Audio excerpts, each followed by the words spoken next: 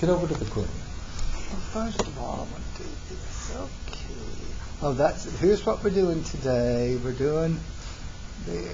Good afternoon. I'm Timothy Precella, and I'm here with my twin brother, Anthony Precella. We're going to be discussing complex numbers today. And remember, as I've told the students already, you gotta, even if you don't watch this media, you gotta click it to get the green check before you can do the problems. And Tony, remind them what we were doing the last time. The last time, our first lesson was on square roots, and something like the square root of 144, square root of 9. What number can you multiply by itself to get 144? We listed out perfect squares up to 225. 2 times 2, 3 times 3, 4 times 4. These are the numbers whose square root are integers, not decimal numbers.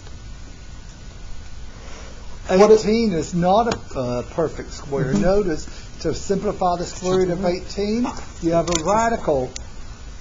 You have a radical in this simplification. Any number that's under a square root cannot have any perfect square factors. Notice 2. There's no number up here that divides evenly into 2. 10. 10's okay to be under a square root because there's no perfect square that will divide evenly into 10. And then we did some other stuff, adding, subtracting, multiplying, dividing radicals. You'll need to, if you missed that the last time, you need to watch the video. But you can either watch the video that's in the first homework assignment, or you can watch the new video that we made 2 days ago that's on the playlist. But the video we make today will not be in the My Lab assignment for today. Once we click on an assignment, we cannot add anything else to it. Let's just start right now by looking at problem 1. The square root of negative 81. Wasn't that what it said? I don't remember how to click. Yeah, square root of negative 81. Maybe you can make it a little bigger or not? Oh, I think it's already big enough. Oh, maybe that's too big. I think that's too big. Okay. Square root of negative 81. Well, how the heck is that different from what we were doing the last time? This assignment is something we've called complex numbers. And I'll define what a complex number is in a moment. But let's just think about this. I'm going to put a big X right here. And I'm going to write down a wrong answer. A lot of times when students see square root of a negative, something like negative 81, they'll write negative 9, but that's wrong. Why is that wrong? Negative 9 times negative 9, is that a negative 81? No, it isn't. Negative times negative is what? Positive. If you look under everything we did the last time, every square root, we had positive numbers under there. There was never a time when we had a negative number under there. So the first thing we're going to do right now is define what we mean by the square root of a negative number. The square root of a negative number we're going to call an imaginary number. This is a whole new type of numbers. It's called imaginary because it can't be labeled on a number line. You can label 9 or negative 9 on a number line. Imaginary numbers can't be labeled on a real number line. And it's going to seem strange. Why are we doing this? Well, any future physicist, engineer, you'll do a lot of work with imaginary numbers. In particular, what we call complex numbers, which we'll define in a moment. But for right now, here's how we'll denote imaginary numbers. If you have a negative number under the square root, you're going to stick a little lowercase I after it. Let me do number 1 correctly. Problem number 1. Square root of negative 81. Here's how you'll simplify that. Ignoring the negative. What's the square root of 81? 9. And then you got to tell it, say, hey, but the number under there's negative, so stick a lowercase I there. Because of this red negative, that's why I'm writing the red I. You're saying the square root of a negative number is an imaginary number. So go ahead and type in that answer, Tim, so that they'll believe that you know what you're talking about. Or at least that I'm giving them the right answers. 9I. Okay. Let's make a habit not to use capital letters and not to hit space keys when typing in your answer. Okay? Let's see. What about number 2?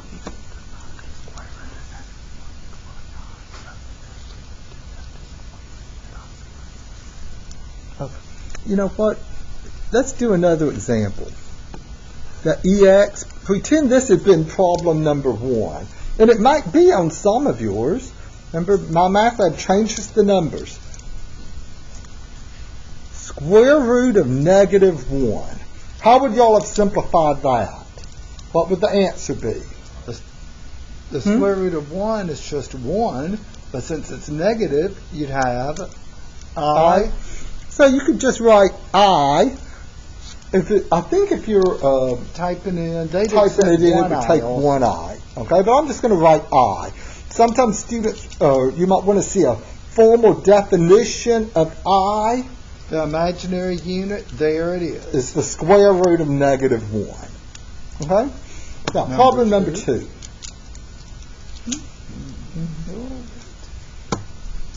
The square root of a negative 125.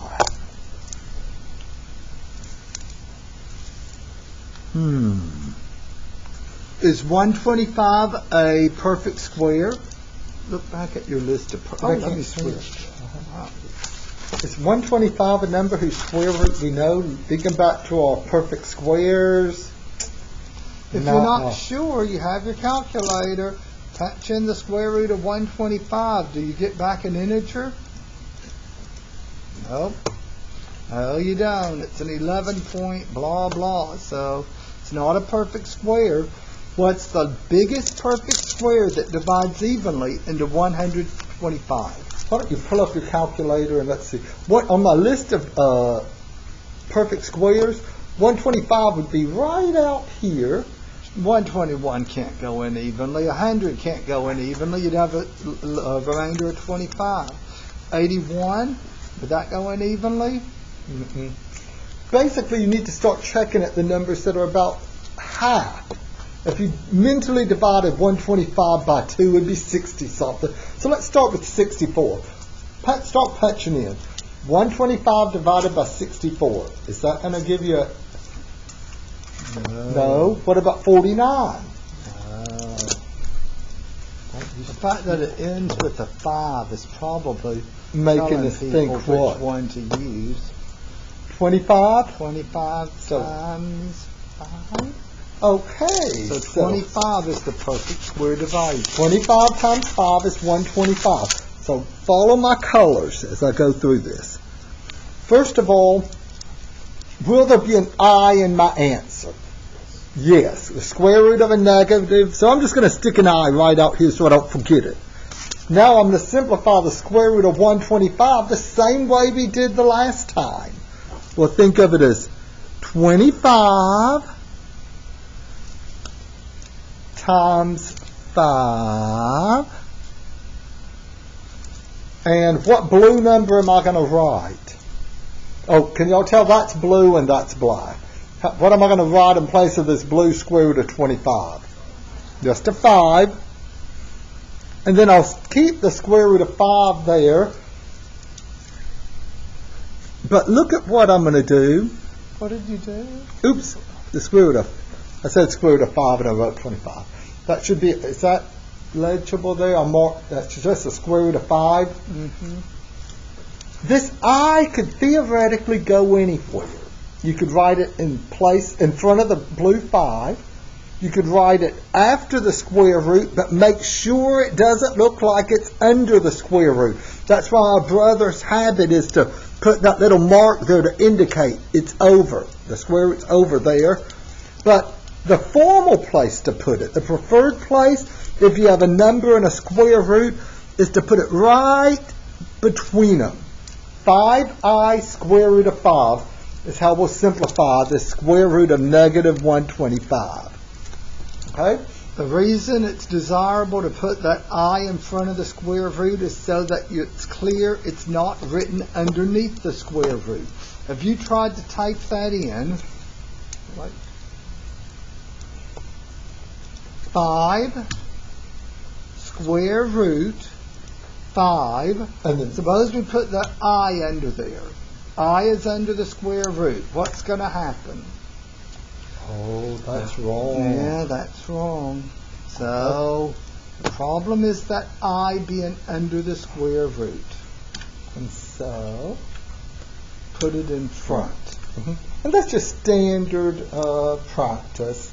But it's a good practice to do. That way there's never any doubt. Because an I under a square root is a whole other ball game. Okay? And once you know a little trigonometry, quite a bit of trigonometry, you can talk about I's under, square roots of imaginary numbers. Okay. Now, okay. Now, before we do number 3, it says write the number in standard form. Well, let me go ahead and review something that we mentioned the last time. Combining like terms. Did we mention that? The way, if you have 3x plus 5x, you can write it as 8x. What if there hadn't been an x on this 3? 3 plus 5x. Could I have actually combined the 3 and 5? Or do I just have to leave it like that? Just leave it like that. They're not like terms. Well, a complex number, that's the name of this assignment. It's also a whole new number system that engineers, physicists use a lot. Okay? We won't use it that much. Okay? It's not an everyday number system. A complex number is in the form a plus bi. That's generally the formal definition, you see. If someone says, what's a complex number? A plus bi. Well, what the heck does that mean? Well, instead of that 3 plus 5x that we had right here, suppose instead of that x we had an I. What if we had a real number, like 3, added to an imaginary number? Can we actually add the 3 and the 5? No. Okay? So that's what we call a complex number. We have real numbers. Number 3, that's a real number. We have imaginary numbers, like 5i.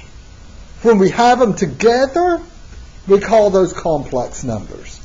Okay? Now, complex numbers normally written in the form real number plus imaginary number. Now, let's do number 3. It's going to be a messy looking fraction. Problem 3. It says write the number in standard form. Oh wow, look at that messy fraction. And down here reading through the instructions, simplify your answer, type your answer in the form a plus bi. So it's going to be a complex number. Type an exact answer using radicals as needed. Okay, let me write all of that down. We have a negative 6 plus the square root of negative 54 all over 3.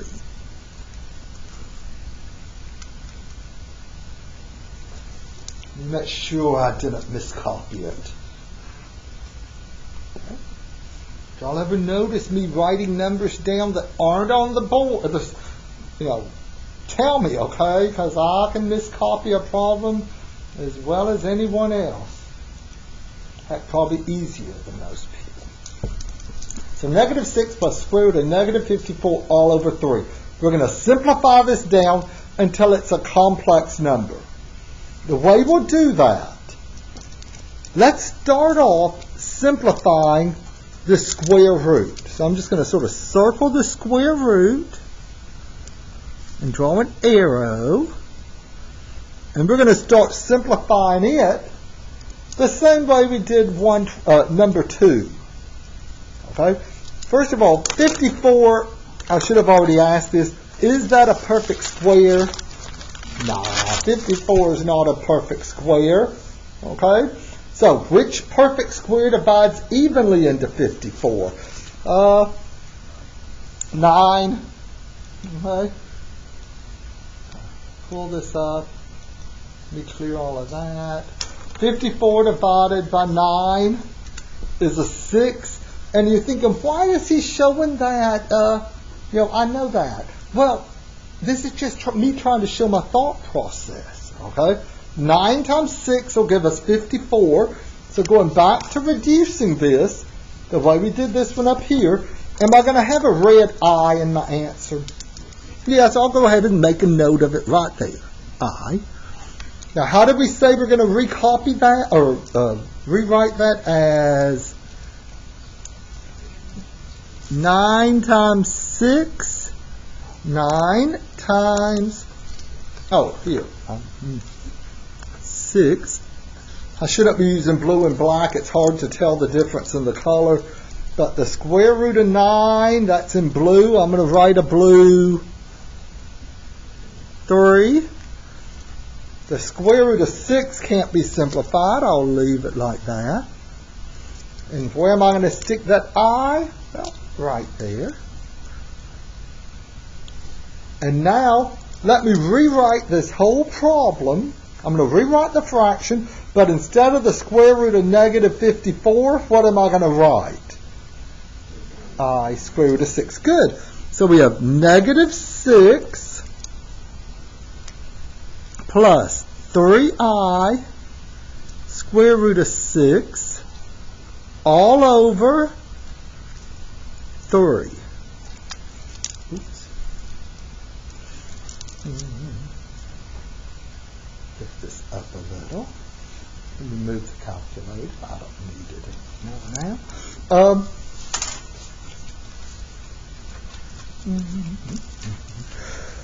Now we're going to simplify this fraction. Sometimes people get carried away and they just see a 3 here and a 3 there and they cancel it and say they're finished. No, no, no. If you have a fraction with just one number in the bottom, the way you simplify it is to break it up. These little marks I'm making here are the universal algebra way of saying break it up. By that I mean put negative 6 over 3 and then a plus all of this mess, 3i square root of 6 all over 3. And now can we simplify those two fractions? The negative 6 over 3 is what? Will reduce to what? Negative 6 divided by 3 is negative 2. Then the plus I'm about to write is this plus right here.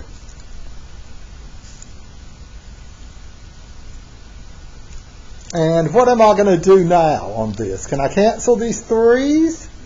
Yeah. So now I can cancel the 3's.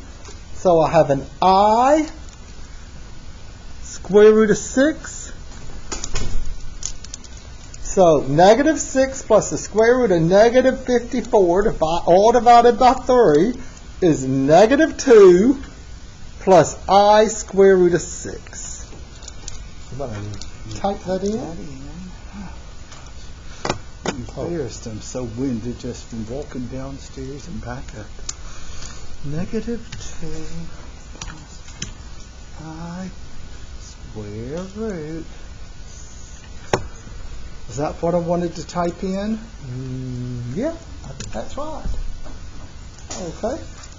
Any questions on that?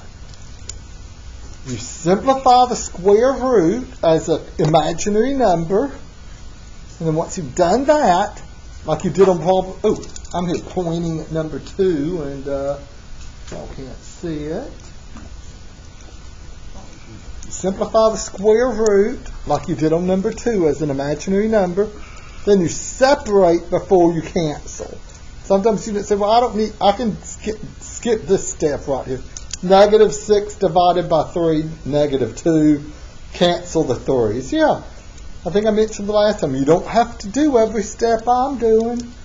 You just need to get the answer correctly. I'll do number 4. Let's see what number 4 says. Let's see.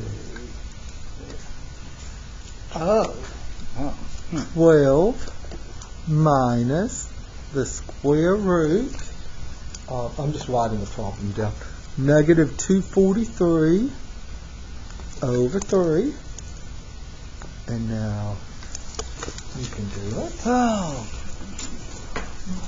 Well, what do y'all think? Is 243 a perfect square? No, if we look back at our list, we'll see. It only goes up to, well, still 15 times 15. But 243 would not be a perfect square. I can tell you that much right now. So, well, what's the largest perfect square that divides evenly into 243? 81? Let's see. Okay. 243 divided by 81. I think that's right. Yeah. Okay. So. Oh, you didn't separate the. Not yet. Oh, okay. Oh, you were separating it. Yeah. Here's how I'm going to do that. I'm going to think of it. Tony just sticks the I out automatically. What I do is I make it like that first one. We have the square root of a negative. Oh. I move my calculator.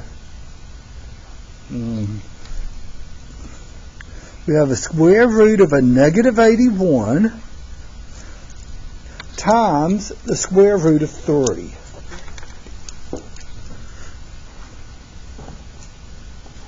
There are those little hooks. I'm closing off my radical so you can tell that red radical is over. The blue radical is over. And then that's 12 minus, how do we denote the square root of negative 81? 9i, I agree. The square root of 81 is 9. Since it's negative, we stick on the I. And what else have I got stuck there beside that 9i? The square root of 3, good.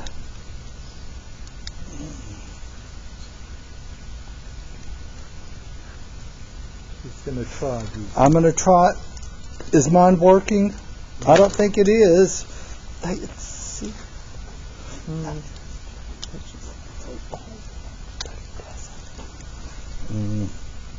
Okay, well. Now it's working. Oh, there it is. Now it's working. No, it isn't. Okay. I'm just going to talk real loud. I'm going to continue doing that. Is that okay? Whenever we have two of those. It's working now.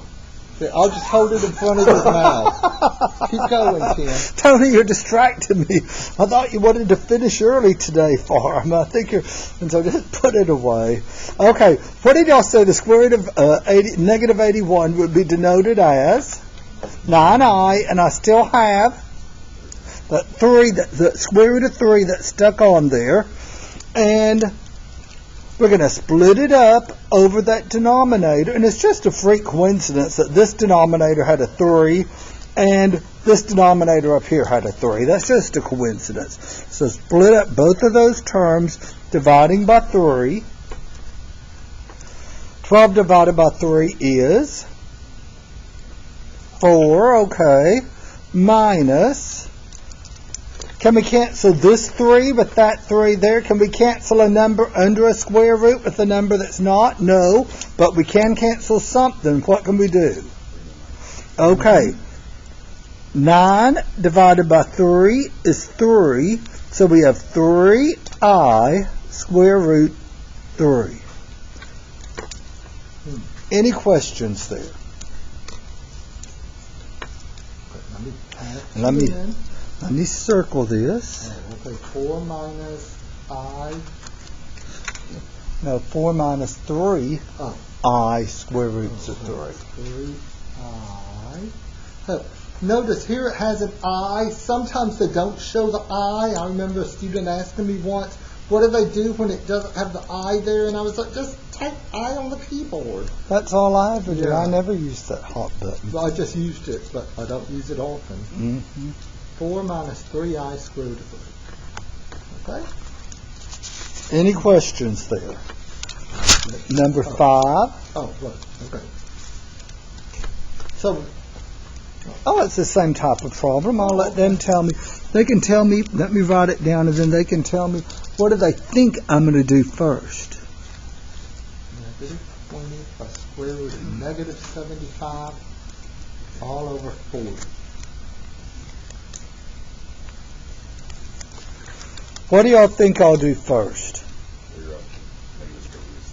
Okay, I think I'm going to just write it here. I'm going to show a little less writing. The square root of negative 75. I forgot to put it on there. They can't see what you're doing. Whenever that happens, if it goes on a long time, call out. Mm-hmm. Okay. What's the 75 is not a perfect square.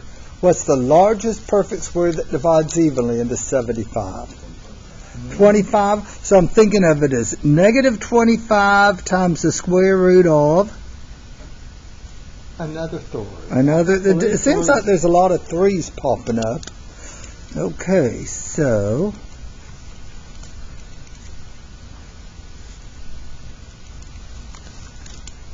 how will I denote the square root of negative 25? 5i, okay. What else do I have stuck on there? The square root of 3. And now what do I do? Make them the universal marks. Okay, I'll make those universal marks. Here and there. What do I do next? Okay, so this is a little different from the others in that I think you're still going to wind up with fractions in the answer. Yes. I think in the first two, the fractions all canceled out. That's not the case here. Negative 20 over 40 plus, we have 5i square roots of 3 over 40.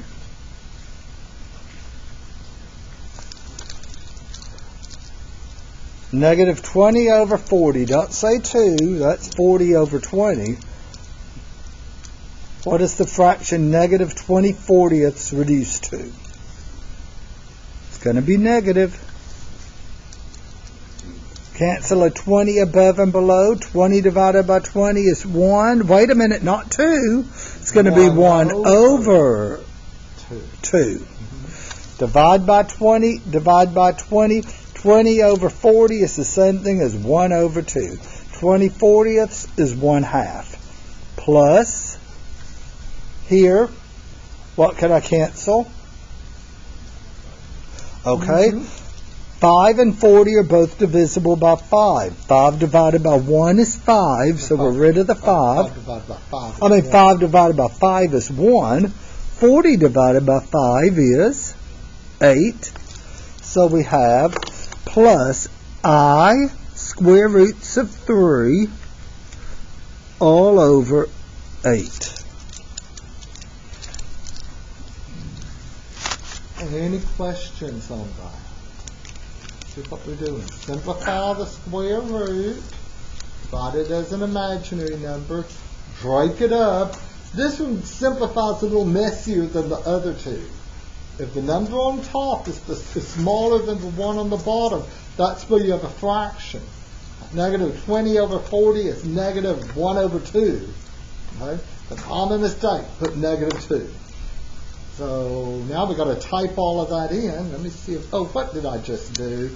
I think I just clicked on Microsoft Excel instead of, okay. So I'm going to type in negative 1/2. For something like that simple to type in, you can just go negative 1/2, but watch out. I don't want to put a plus right now because where it is, the plus shouldn't be in the bottom of the fraction, right? So either click the right arrow to get out of that blue box or move your cursor. My habit is to hit the right arrow.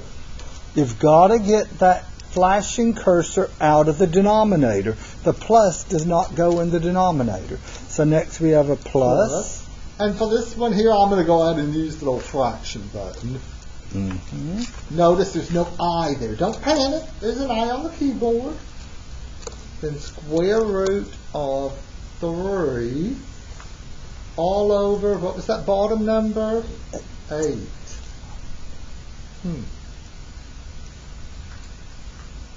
Okay. Any questions there? This is sort of involved. Now, before we go on, switch back, I want to mention something else. Remember, a complex number was defined as a plus a number times I. At this point, my math lab allows the I to stay in the top, okay? But if they didn't allow the I on top of the numerator, you would have to write this answer as -1/2 plus, if they wanted the I out beside it, like in that definition, A plus, now you need a number here to be B. That number would be the square root of 3 all over 8. And he's mentioning that because every time I think they're going to start making us type it like that rather than like this. But I like it the way we've written it right there.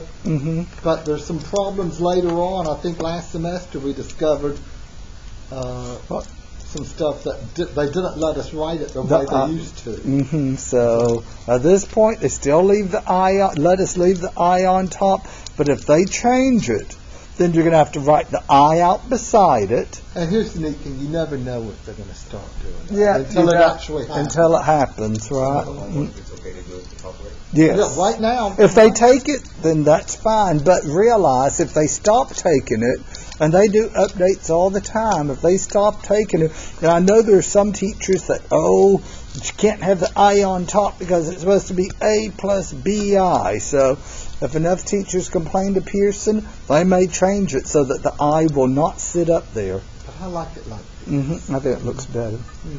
Number 6. So A plus BI are complex numbers. A complex number is an imaginary number together with a real number. At this point, you can define real numbers. You've heard teachers talk about real numbers all the time, but without really ever a good definition. We now know the definition of a real number. I'll give you a hint. A real number is any number that is not blank. It starts with an I. Imaginary. If it's not an imaginary number, it's a real number. If you think about it, these imaginary numbers, we know where 2 and 3 go. Here's a number line. We know 2 would go there and 3 would be to the right of 2. But suppose 2i and 3i, that whole sense of ordering falls apart. You can't label 2i and 3i on a number line. You can't say 3i is bigger than 2i. Yeah, there's no ordering in the with imaginary numbers. Not in the traditional sense, we'll say. Okay? Number 6. What are we going to do? We're going to maybe add and subtract some complex numbers. This one just add. It says add and simplify. And what we're doing here is adding complex numbers. And you already know how to do that. The phrase combine like terms. Well, he writes that down. Oh, wait, you're writing something here. I'm just writing what we're about to do. We're about to look at complex number addition and subtraction. Oh, okay. I thought you were writing down the problem.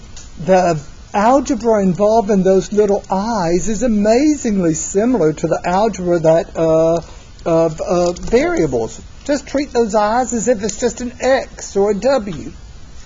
If you had, let's say you had 2x plus 5x. Suppose you had 2x plus 5x. You would then write that as 7x. Likewise, if you have 2i and you're adding 5 i's to it, you keep the same letter part, I. You add the coefficients. Now, what if you didn't just have two imaginary numbers? What if you had some real numbers? Do problem number 6. So to add and subtract complex numbers, all you're doing is combining like terms. I think I'm writing and saying too much for something that's really, really easy. So let's do number 6.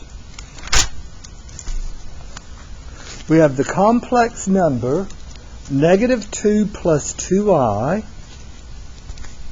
and we're going to add the complex number 9 plus 5i to it. Make sure to miscopy it. Okay. Combine like terms. The parentheses really don't mean anything other than here's one complex number, here's another complex. What I do is I look and I ask myself, when I see a sum or difference in parentheses, I always wonder, is there something in front to distribute?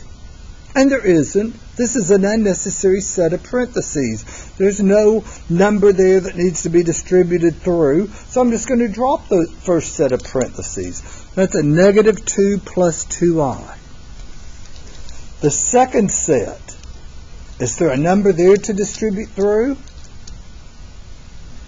Maybe you could say a +1. Does multiplying by +1 change anything? No, it's another unnecessary set of parentheses. So I'm just going to drop the parentheses and write the +9 plus 5i. And then it's a matter of combining like terms. You group the real parts, the thing that don't have i's, combine those, then combine the things that do have i's. Let's combine the real numbers. -2 plus 9. What's that going to give me? So we just have a 7. Now let's combine the 2i plus 5i. The same way you would if it were 2x plus 5x plus 7i. It's just a coincidence that both of those numbers there are 7. They don't have to be.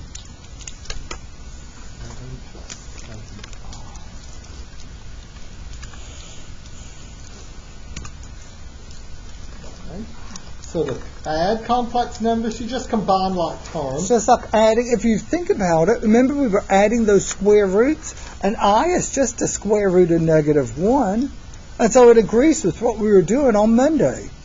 You have to have like radical terms to combine the radicals through addition or subtraction. Oh, I like this one. Okay. Here, there's a minus in front of those parentheses. Well, I write the problem down. Y'all think about what do you do when you have a set of parentheses with a minus in front of it? Okay, minus. You have a minus in front of parentheses. What are you going to have to do with it? Plus okay, so you change it to a plus and do what over here? I'm looking for a D word.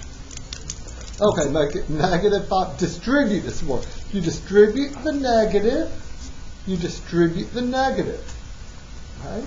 Wait a minute, I'm going to miscopy. 2 minus 4 minus 5.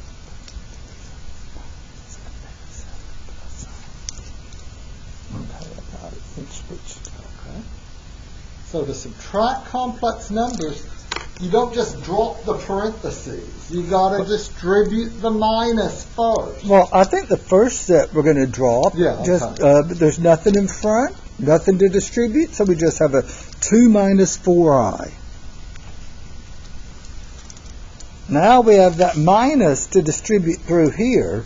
We have a +5 and a +3. What's about to happen because of that minus? That okay, so negative, well said. So,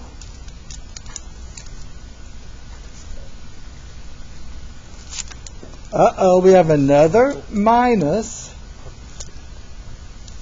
Okay, another minus in front of the parentheses.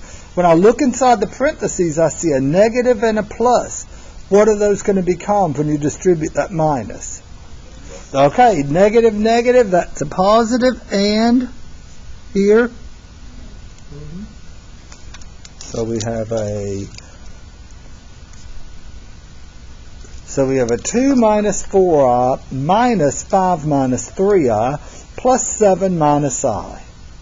Hey, there's not a number in front of that I. Hey, I'm making up what it is. What's the coefficient there? Just a 1, right. You don't have to show that. I'm going to show it just for illustration's sake. Let's combine the things that don't have i's. 2 minus 5 is negative 3. Okay, 2 minus 5 is negative 3. Plus 7 gives me what? 4. Okay. You know, I think it's too bright there too. What do y'all think? I think it's too bright in here. Yeah, especially over there. It'll make the screen a little clearer. Okay, now let's combine the imaginary parts. Negative 4i minus 3i. A negative 7i minus 1 additional I. Negative 8i. Did y'all follow that? As Tony's walking around adjusting lights? And you're talking and we can hear you through that microphone. Anytime you need to adjust the lights, they're right over there. Mm-hmm. Right over there. But don't go turn them off, okay, completely. So are you finished here? Yeah, but I wanted to make sure there were You want me to no look at it questions. and make sure you got it right. Yeah, you did it right. Okay. So the difference between adding complex numbers, if there's a plus in between them, you just drop the parentheses, combine like terms. If there's a minus in between them, you got to distribute that minus. I'm all about making the little universal marks. Right? And then combine like terms. So let's punch it in and see if it's right. 4 minus 8i. You know, it would have been interesting to see, would they take negative 8i plus 4? Addition is commutative. 4 minus 8x is the same thing as negative 8x plus 4. And it used to be they'd accept it if you put that I in front. Let's do this one real fast. Yeah. What time is it? How are we doing? Okay, yeah. Let's see. So that'd be a 2 minus 5 is a negative 3 plus 4. That gives me a positive 1. But don't bother writing this down. I'm just wondering, do they make you put that I first? Negative 6i minus 4i is negative 10i minus 11i. Mm-hmm. Try writing negative 11i, or try typing negative 11i plus 1. I'm going to type it. What I did was just generate another number 7. Let's see. It says to write it in the form a plus bi. If we write bi plus a, will they let us do it? Yeah. Okay, good. Okay. So we've added complex numbers and we subtracted. After adding and subtracting, what comes next? What did you learn after adding and subtracting in your mathematical journey? Starts with an M. Multiplication. Okay. Now, before we actually do this problem, we're going to tell you a little bit, but just, I'm thinking of a 4-letter word that starts with F. When you were in your first algebra class, when you had a binomial times a binomial. FOIL. That's the main way, that's what you need to do here, but Tim needs to tell you, my brother's going to tell you a little bit first. I'm going to tell them that multiplication of complex numbers is amazingly similar to multiplication of just algebraic expressions. There's one little wrinkle, though, okay? Just one little wrinkle. Remember, we said, what is I? I is representing, what was it? The square root of negative 1? Go back to that problem you made me make up. Remember this one right here? I is the same thing as the square root of negative 1. Now, I know. So another rule that we looked at the last time, and I said at the time, this rule will follow us throughout the semester. There it is. So this thing right here, if you have a square root of anything and it's being squared, what impact does the square have on the square root? A square root being squared, here's the final answer. What happened? That square root disappeared. The square undid the impact of the square root. And we saw that with something like the square root of 5 times the square root of 5. That just became a 5. Mark to indicate it cancels out. See? Okay. I'm always about making those universal marks that you don't see. Okay. But y'all agree, a square root being squared, you're just left with whatever's underneath the radical, correct? Square root of 5 times square root of 5 is just 5. Square root of 25. I'm going to take this statement. We're letting I denote the square root of negative 1. Suppose I square both sides. You can't square one side of an equation without squaring the other side to maintain equality. You got to square both sides. So what's going to happen? On the left side, I'm just going to have an I square, aren't I? I square. What's going to happen here? What impact will that square have on the square root? Okay, so it went away. It went away, leaving us just negative 1. Now circle it and put a star on the side. This is significant. You can have i's in your answers, but you cannot have a power of I.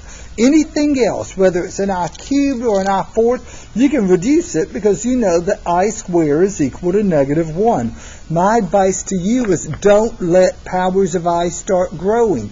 As soon as you pick up an I square, replace it with a factor of negative 1. And that's what you're going to be doing. And that's what I'm going to be doing. You're right. So at this point, some students say, wait, so should I come up here to this I and replace it with a negative 1? That's not an I square. Just I. If it's an I squared, you replace it with negative 1. And they seem to know about foiling, so I think right now is a good time to do problem number 8. I think so. We have the complex number 6 plus 4i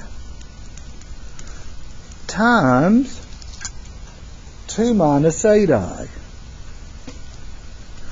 And if you think of those i's just as letters, it's a binomial times a binomial. So yes, you FOIL. Let's start foiling. First, first. Oh, wait, Tim. Oh, wait. Oh, goodness. Remember, first, outer, inner, last. You First, distribute the 6, so we have, let's call it out. 12. okay, 6 times 2 is 12. Outer. 6 times a negative 8i. 6 times negative 8 is negative 48. And what do I have stuck on there? An I agree. Are y'all caught up? Y'all? No. No? No. I wrote the first outer and last and you get the top. Oh, okay. So first, I'd go 6 times 2, the first in the first set of parentheses, times the first in the second set of parentheses. 6 times 2 is 12. Outer, 6 times negative 8i. That gives me negative 48i. Do y'all see where I got that? 6 times negative 8 is negative 48, and I stuck on the I. What about inner? Y'all tell me what we're going to get when I multiply the inner terms. 4i times 2. Okay, 4 times 2 is 8. And what else did you say we had? I. Now the last one. Be careful. Positive 4i times a negative 8i. Give me the sign first. Positive times negative is negative. 4 times 8 is, I times I is, I times I, that's I squared. Okay, good. Any questions on this? First. Oh, we're going to do that in another step. That's the next step, that's okay? The next step. That's You're the ahead of us. First, Okay. outer, inner, last. Someone's been paying attention. Why didn't we make the I squared negative 1? We know that I squared is negative 1. Here's what I'm thinking. I squared is negative 1. So we have a negative 1 times a negative 32. Negative 1 times negative 32 becomes what? Positive 32. What you're going to see me doing, whenever I have an I square in a term, I'll mark that out and change the sign. The I disappears, the sign changes on the coefficient. Any questions on our logic there? The finished product, well, it's not finished, but it looks sort of messy. The marking out. What you might want to do is just mark out the I square and change this minus here to what? A plus? I guess you could have done it like that. Then combine the things that don't have i's. 12 plus 32 gives me a. Okay, we're combining the things without i's. That gives me a 44. Now we have a negative 48i plus an 8i. We know what to do there. We're just combining the I terms. What's negative 48i plus 8i? Negative 40i. And remember, you have your calculator there with you. And if you're wanting to check your arithmetic. Okay. Now wait, could I just subtract 44 minus 40 and write a 4? No, just like here, I can't go 7 plus 7 is 14. These things are not like terms. So you have a real part, you have an imaginary part. Any questions there before we punch this in? Okay. What is it? Oh, wait, you're saying right here? I square means it's I times I. Look at this. That's addition. We're adding I plus I. When you're adding or subtracting i's, you keep the same I. You add or subtract the coefficients. Just like right here. 2i plus 5i. That just, you kept the I, you add the 2 and 5. When do you get an I square? Look right here. Last times last. You have an I times an I. That's when you get an I square. And as soon as you get an I square, get rid of it. Don't start picking up I. If there were another complex number that we had to distribute through, you don't want to get an I cube and have to deal with that. So if you get an I square, in the next step, replace it with a negative 1 by changing the sign. But it's multiplication. That was a good question. Did y'all see that? Here we have negative 48i. Well, oh, wait. Oh. No, well, go ahead. Keep going. Negative 48i plus 8i. Why did that become a negative 40i square? Because we're not multiplying the i's. We are adding them. It's only when you're multiplying. 4i times a negative 8i. I times I became the I square. I'm going to punch it in so that y'all will feel confident it's right. We're not just making this stuff up. Okay. But there's quite a few like this. Are we ready to try another one like it? I think so. Yeah. Oh, I bet some of you are thinking, that don't look like the one we just did. But how plain it is. There's one extra little step. The most basic problem-solving strategy is if you know how to do one problem, like we know how to do number 8, you foiled, and you're confronted with another one, try to make it look like the one you know how to do. What am I trying to hint or say poorly that we're going to do here? Okay, this.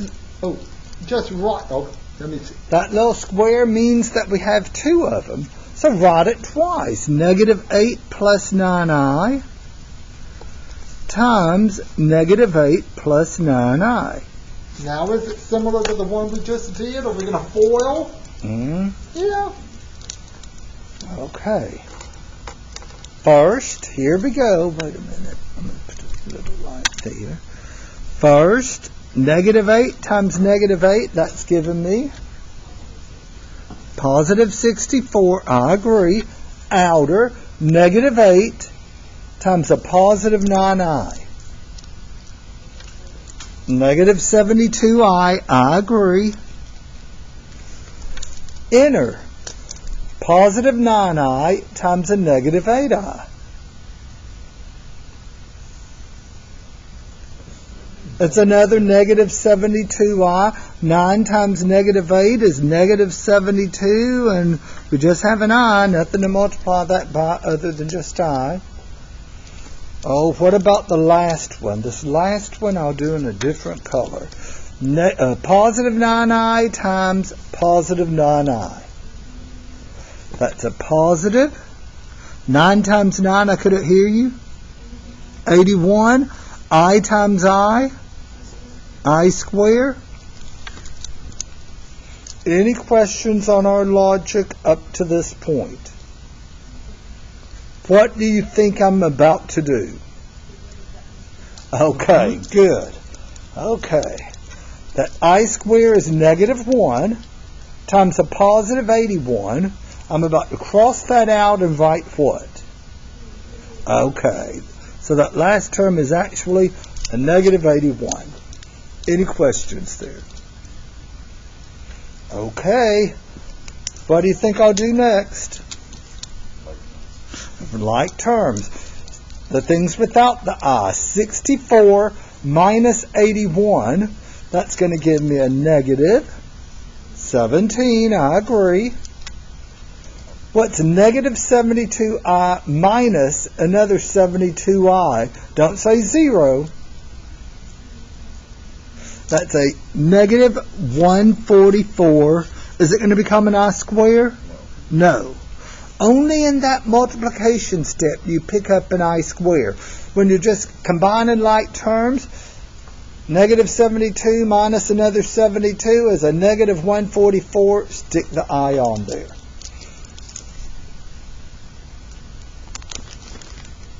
Any questions there?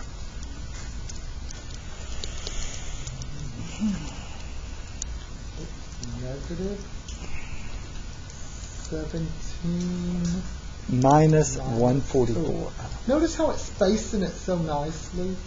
I'm not hitting the space key, and you don't hit the space key. Okay. Any questions? Let me switch back to my work. I want to ask them something. Okay. A moment ago, when we were combining negative 72i minus 72i, I said, don't say 0. What would have had to be true here for these things to subtract out like that? Okay, you'd have a negative and a positive. That'll be important in a moment. I'm not sure it's important in this number. It's not important in number 9, but I think it's it's not important in number 10, but I think it is in number 11. Okay, number 10.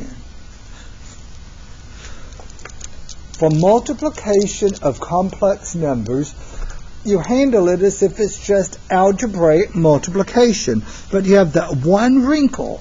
Every time you pick up a factor of I, you have to reduce it using the fact that I squared is equal to negative 1. Suppose instead of an I, these things were x's. Negative 2x.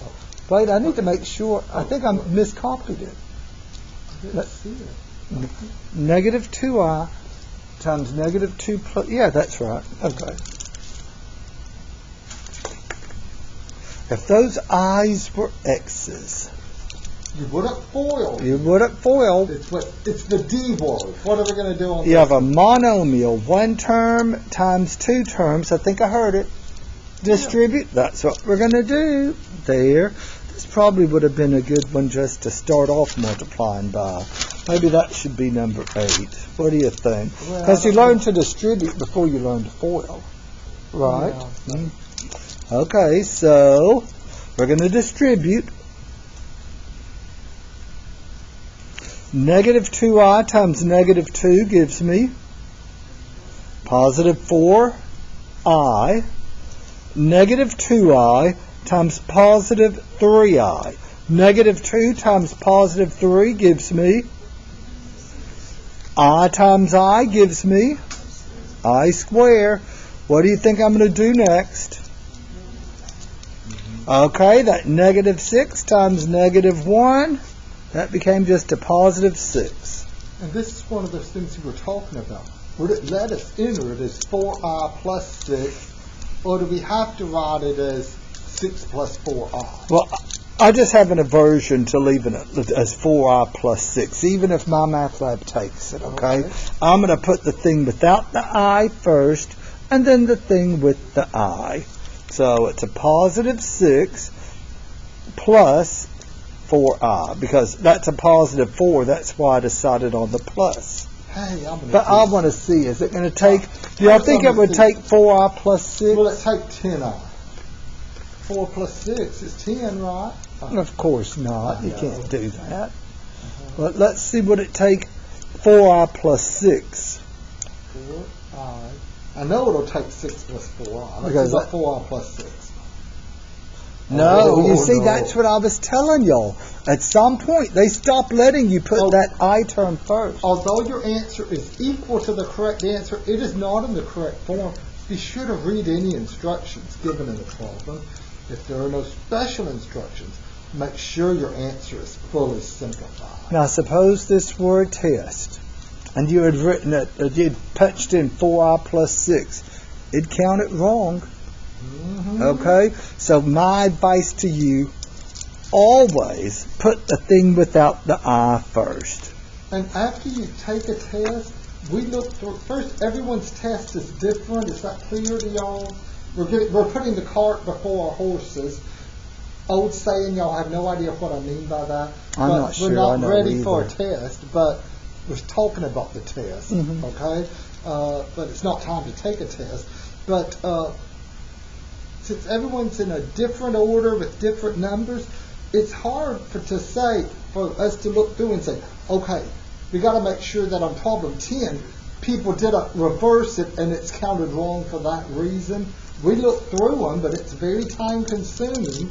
And when you take a test, you should review over it and make sure it isn't something like that. It doesn't say, oh, well, we counted it off. The answer is 6 plus 4i, and you typed in 4i plus 6. Because if something like that happens, then you can get some partial credit. But we've got to find it and know about that. Oh, another one? Okay, what are we going to do on this one? At this point, hopefully you have the hang of it. Foil. Okay? Is it clear how this one differed from number 10? Why are we saying we're going to foil on this one? The 2 sets of parentheses. Versus here, there was nothing minus 2i. It was just 1 term times 2.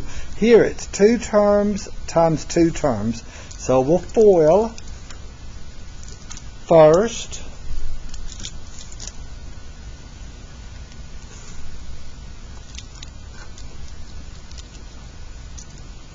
Negative 9 times 3. A negative 27. Outer. Negative 9 times a negative 4i. That's negative times a negative. That's a positive. So you have a 36i. Inner. Positive 6i times a positive 3. Okay, a plus 18i, I agree. Last, positive 6i times a negative 4i. Be careful. Positive times negative is 6 times 4 is 24. I times I is. Okay. What do y'all think I'll do next? Okay, this thing here. When I pick up an I square, the next thing I do, I change it. Negative 24 times negative 1 becomes positive 24. That's a funny looking plus. Can y'all tell that's a plus? That's a plus. I'm going to make it look worse than it already does. Then what do I do? Okay, so the things that don't have i's. Negative 27 plus 24 gives me negative 3. I agree. Now let's add the i's together. 36i plus 18i gives me a 54i. For negative 3 plus 54i.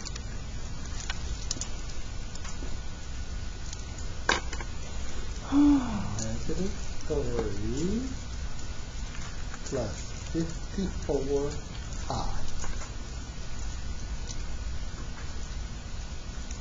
Okay. Any questions there? Just keeps getting easier and easier, doesn't it? I remember I had a teacher, an undergraduate student, a math teacher that would say that. An undergraduate school. And it would annoy the heck out of you. It would. When And you're doing it now, Tim. Dr. Austin, he'd say that in abstract algebra 1, and every time he said it, I'd just cringe. Because guess what? Did it keep getting easier and easier? No. No, it Well, didn't. maybe for this one, look at number 12. Oh, maybe you're right. Okay. But then Number we still have 12. 13, 14, and 15 today. So. 5 plus 2i times 5 minus 2i.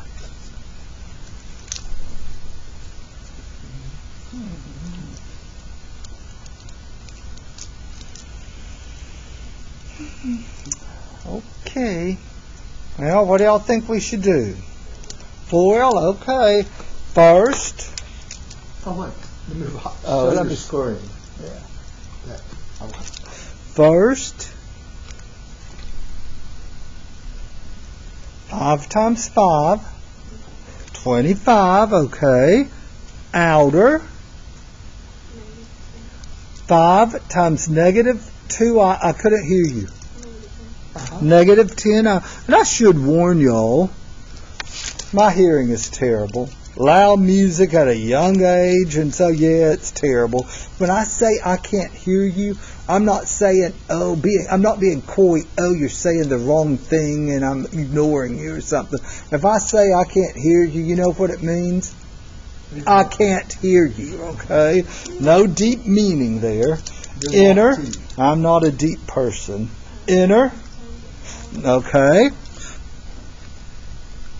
Last, positive 2i times a negative 2i. Be careful. Positive times negative is 2 times 2 is 4, and I heard it. I times I is. And what do you think I'll do now? That minus 4i squared will become, okay.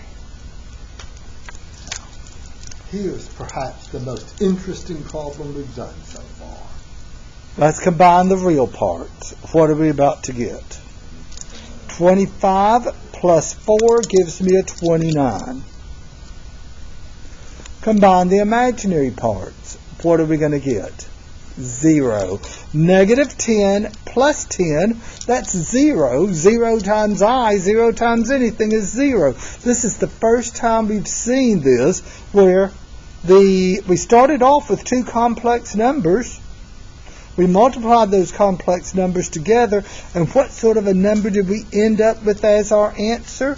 I'll give you a choice. Is it a real number, an imaginary number, or a complex number? It's a real number. There's no I stuck on there. That's the first time this has happened. How did that happen? What caused the I's to subtract out?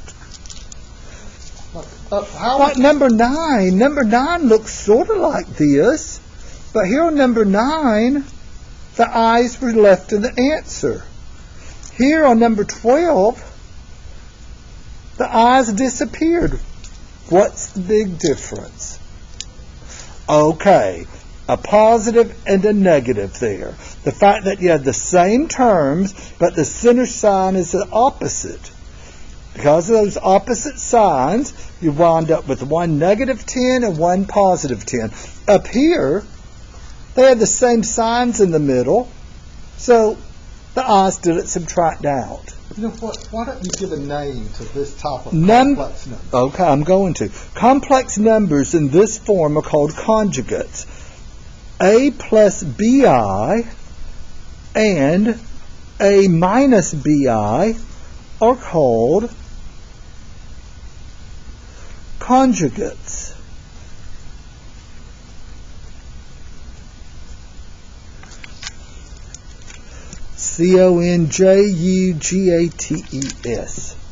New words are introduced. And what's interesting about conjugates is that if you multiply conjugates together, will your final answer have an I in it?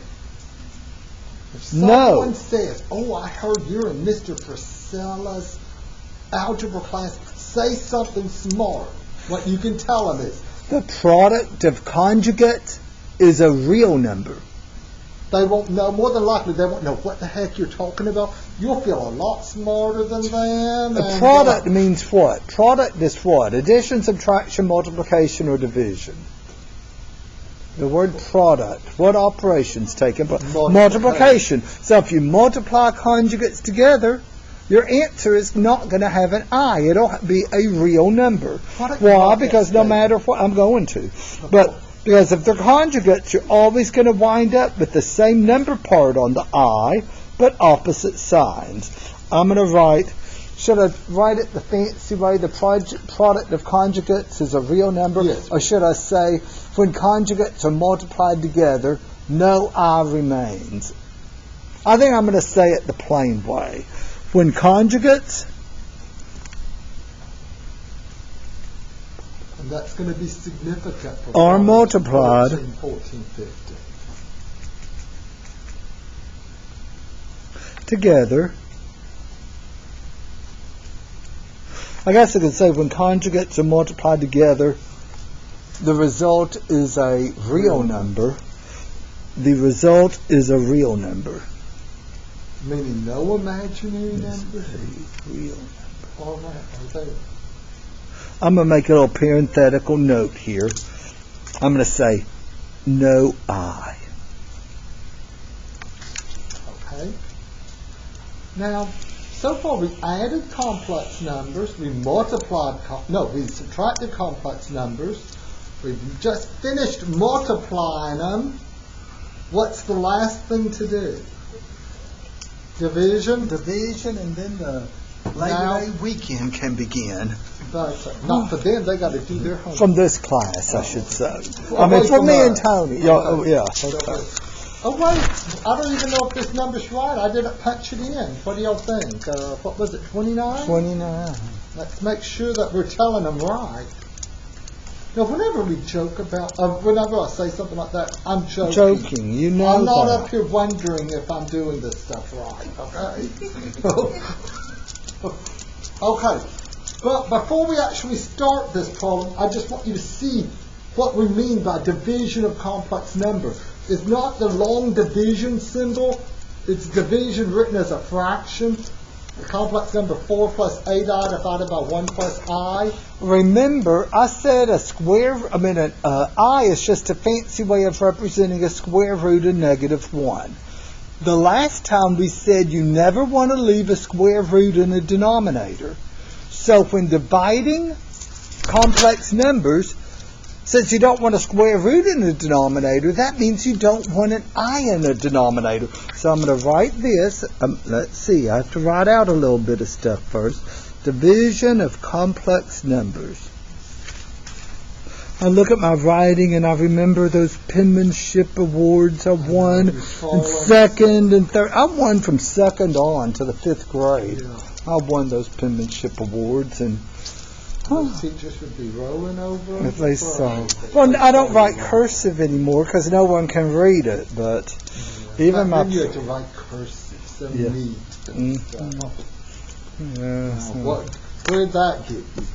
Okay, here's just write out. Oh wait, I was about to say your goal. You know the goal when you don't want an I in the denominator because you can't have a square root in the denominator. Your goal is no I in the denominator. And the denominator is the bottom part of the fraction. Down, it's down below that D, down below. Tim. Oh, where did denomination? Where did that come from? Denominator. No I in the denominator. I think at this point, just write the sentence. I'm going to. To remove the I from the denominator. What do we know about fractions? We mentioned this the last time. You can multiply above and below a fraction bar by anything you want to, as long as it isn't 0. You can't multiply 0 over 0, because then everything would end up 0 over 0, which is undefined. But if you have a fraction, you can multiply above and below by any non-zero quantity you want to, and you still keep the same equality. Tim, this is looking weird. So, your hand showing there is reminding me of Mario, our best friend, what's saying, it's a talking hand, and it was scary. okay, you're right. Okay, so... Just write the sentence. Okay. To divide complex numbers,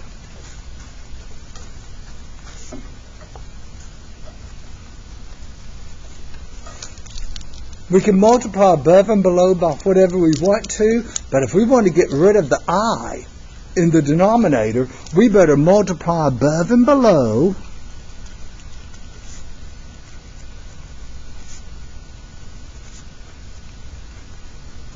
by the conjugate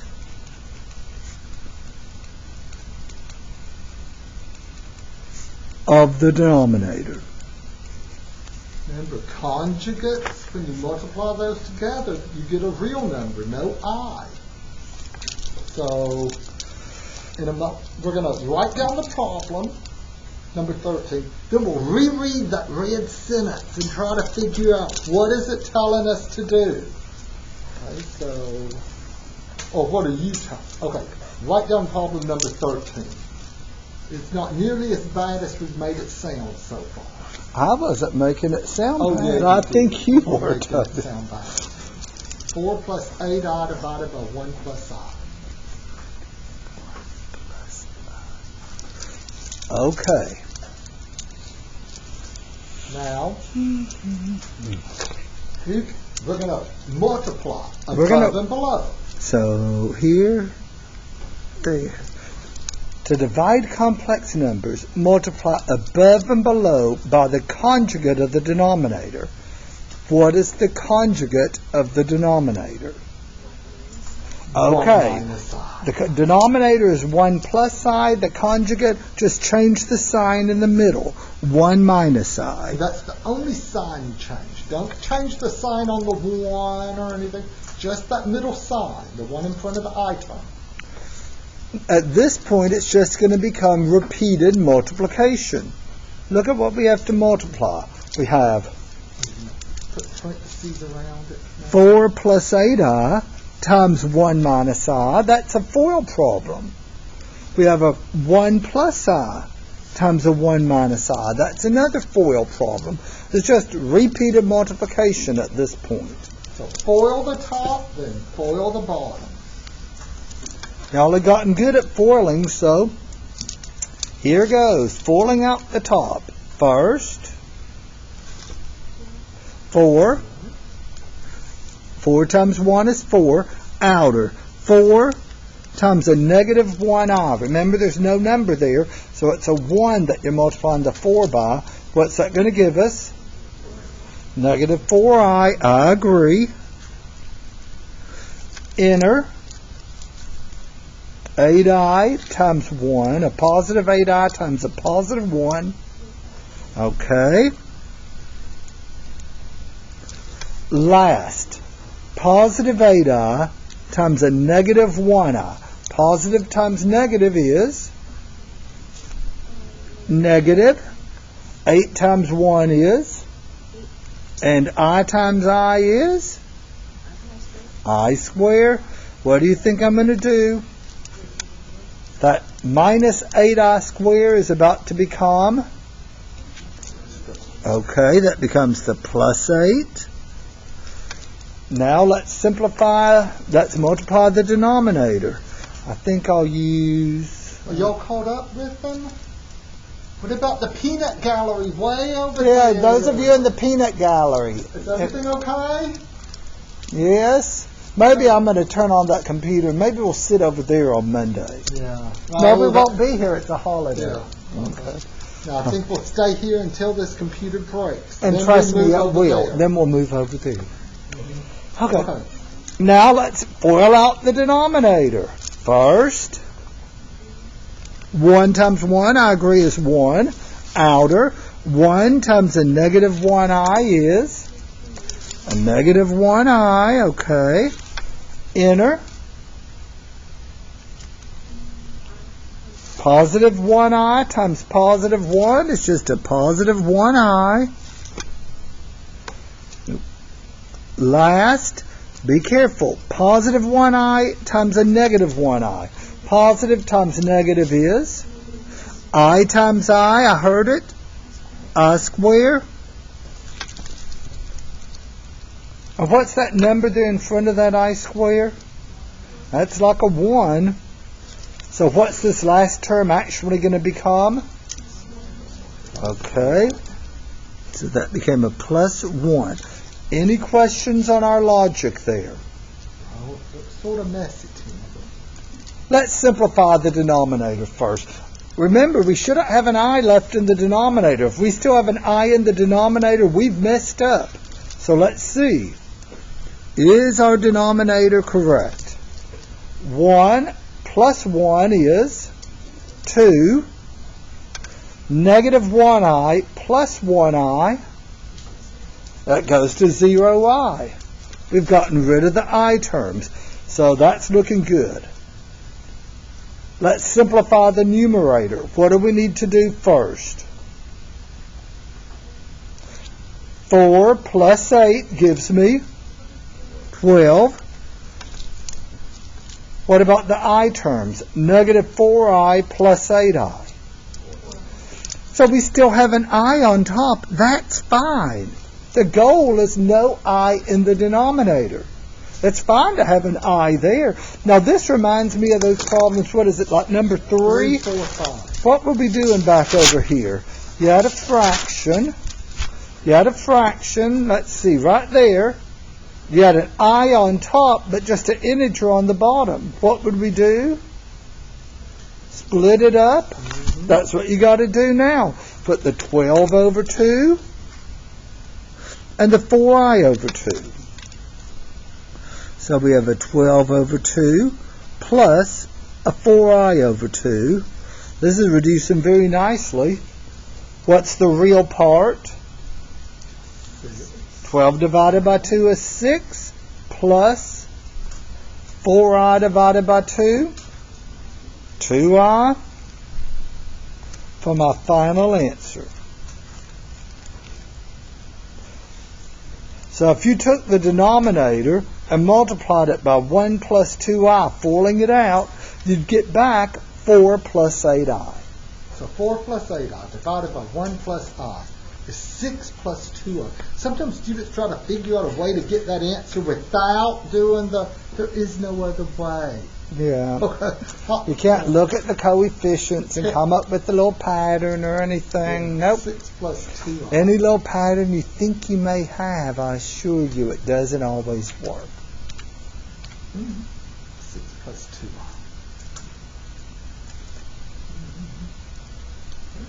2i. And any questions there?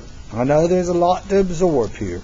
Whatever's in the bottom, you change that connecting sign, multiply above and below by that, so it's repeated multiplication, remembering that factors of I squared are equal to negative 1.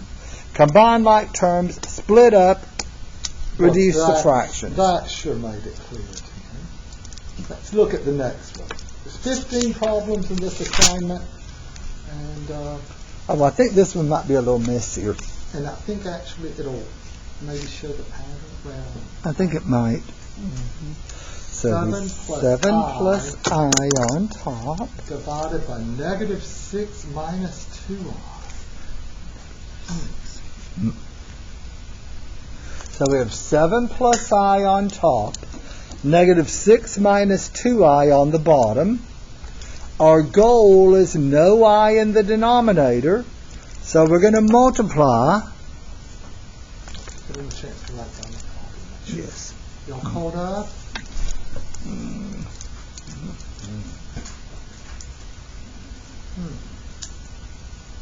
going to multiply by the conjugate of the denominator. What are we going to multiply above and below by? -6. -6, I heard it. Plus 2i. Plus 2i, That's right. good.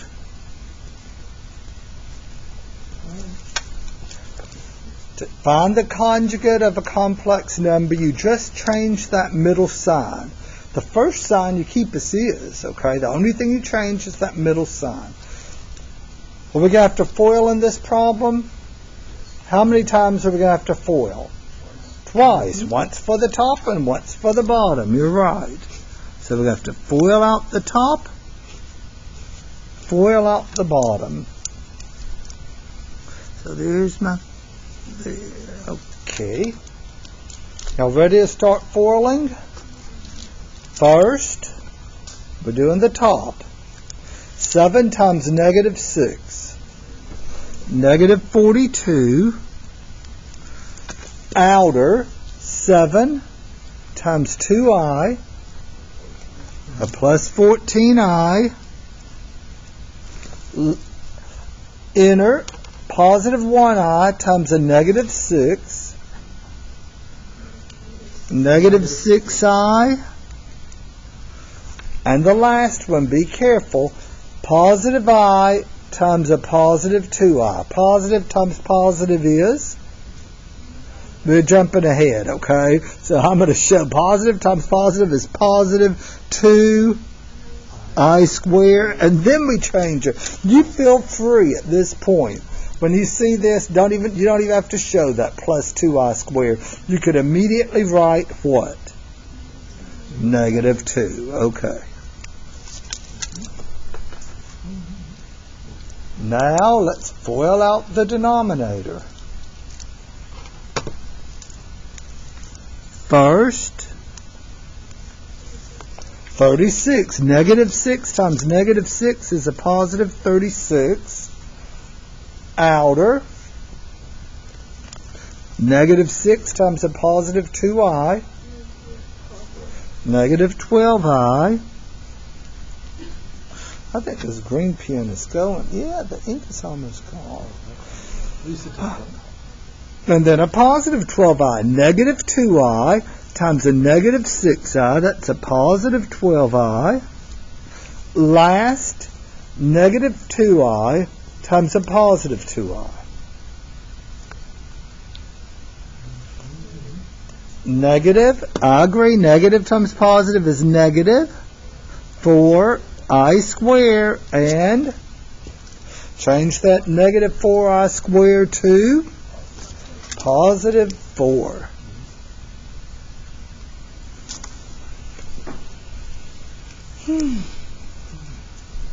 Well, we better not have any i's left over in the denominator. Let's simplify the denominator first.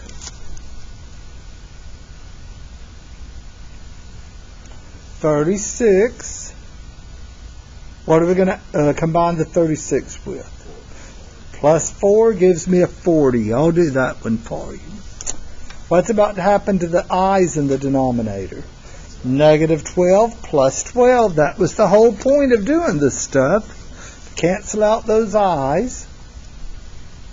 And then, looking on top, we combine the -42 with -2, -42 minus 2 gives me -44. Are the i's going to cancel out on top? No. What are we going to have? 14i minus 6i. I agree. That's a plus 8i. Can I leave that as my answer? Okay, so we're going to split up the -44 over 40.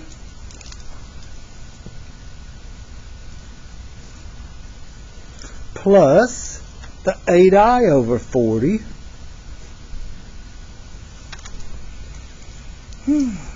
What can we divide 44 and 40 by? They're both divisible by 4, so dividing by 4, we're going to get a 44 divided by 4 is 11. 40 divided by 4 is 10, so we cancel the 4 above and below, plus... What can we cancel above and below here? Yeah, 8 goes into 40 5 times. to give us I over 5.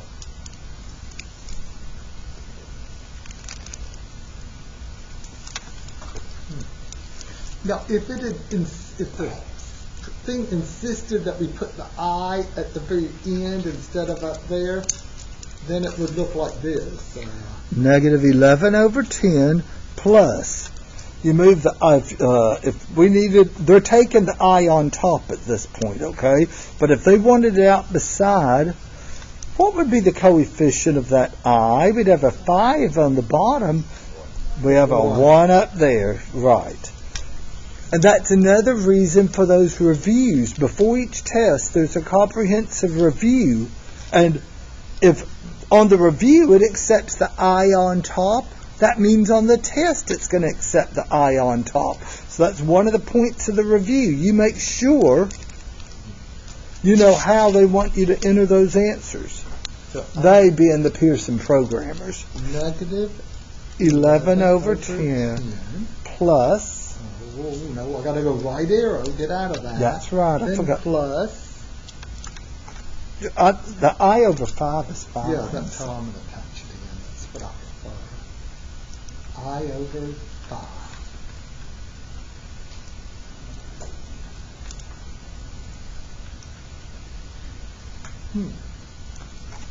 5. That's a new instruction there. What's the new instruction? Use integers or fractions for any numbers. So they're saying don't use decimals. Don't convert that 11 tenths to 1.1. I guess that's what they're saying. And don't write a 0.2 times I. Who would do that? Oh. Okay. Now, are we ready for the last one? Notice. Any questions? Put them back here. Let them see this work. As I'm writing it out, it always looks so neat. But once I look back at it, it just looks like a mess. Yeah. I could show this to my sister or my 96-year-old mama, and they would say, this is just a mess, wouldn't they? I say it is, knowing what it is. It looks so messy. But you're just jealous because you didn't get all those penmanship awards, Tony. Yeah, I know. I don't think they give penmanship awards anymore. Do they teach penmanship anymore? Well, you get graded by how neat your writing is. Do they do that in public schools anymore? No. So number 15 is the last one, so it has to be the hardest. That's what I always say. Last one's the hardest. Okay, let's switch. Oh, it looks the hardest because it's different from the others. I think it looks easier. 3 divided by 2 minus 5. I'm going to let them tell me. I have that I in the bottom, so I'm putting my little fraction bar. What am I going to... The top number doesn't have an I is only going to make the problem easier. Yeah. Okay, so, when I'm talking about it being the hardest problem, I'm joking. Anytime we're doing a hard problem, I'll never say it. I will. Oh, you will, but I don't. I'm waiting for them to tell me. Labor Day weekend's right around the corner. So what did he say? 2 plus 5i. Oh, they may have classes tomorrow, too. Well, I have classes too. I'm talking about Labor Day weekend from this class. From this class. Oh, okay. So we're going to have to multiply. How many times are we going to have to FOIL? Just once. Down here, you have 2 terms times 2 terms. What are you going to do to multiply this top? Just distribute. Wow, just think about this. If you can do this and follow what we're doing, you know a lot of algebra. 3 times 2, 6. 3 times a positive 5i. Okay, a plus 15i. Now we need to FOIL out the bottom. First, 4, outer. Okay, positive 2 times positive 5, I agree, with a plus 10i. Inner. Negative 5i times 2, a negative 10i, I agree. Oh, I'm running out of room. Okay, -5 times +5 is -25. And what else did you say? I times I is I squared. Oh, I don't have room to simplify this. I'm going to have to do it underneath there. -25I squared becomes +25. Now follow my writing. I should have been doing what I did here and just gone to the next line, but I didn't. Tell me what we have on the bottom. Let's simplify the bottom first. We better not have any i's left. If we do, we've messed up. 4 plus 25 is 29. What happens to those 10 i's? They cancel out, sure enough. And we still have a 6 plus 15i on top. One step left. What do? We split it up. The 6 over 29 and the 15 over 29. So we have... Oh, what did I just do? I'm splitting it up. 6 over 29 plus 15i over 29. Can we simplify either of those fractions? 6 over 29. No. 15 over 29. 29 is a prime number, so you're not going to simplify any of those. So contrary to Tony's statement that this is the most difficult problem, I think it was probably the easiest division problem we did. Any questions there? Now, just out of a curiosity, it used to be that Pearson would let us type this in if you couldn't simplify it, but then last year they changed that. So I'm wondering if they would take the big fraction, 6 plus 15i over 29. They used to allow it. Oh, for 2 years they let us do More that. than 12. More than 10, but No. Oh, it's equal, but it's not in the correct form. They wanted in those two separate fractions. 6 over 29, right arrow. Right arrow. Remember to get out of that denominator before you type your plus. Fraction bar, 15i over 29. Okay. We got 100. Notice the way it says 18 of 18 at points. If you're thinking, wait a minute, no, there weren't 18 problems. 3 Media problem. media. And also, this save button, they didn't used to have that. And if you just exit out, it saves it anyway. Okay? There's really no reason to But press people that. wanted a save button, so they put it there. Okay? I'm trying to think, is there anything we need to mention to y'all? Wait, recording is in progress. Okay. We better go ahead and stop it. Are there any questions?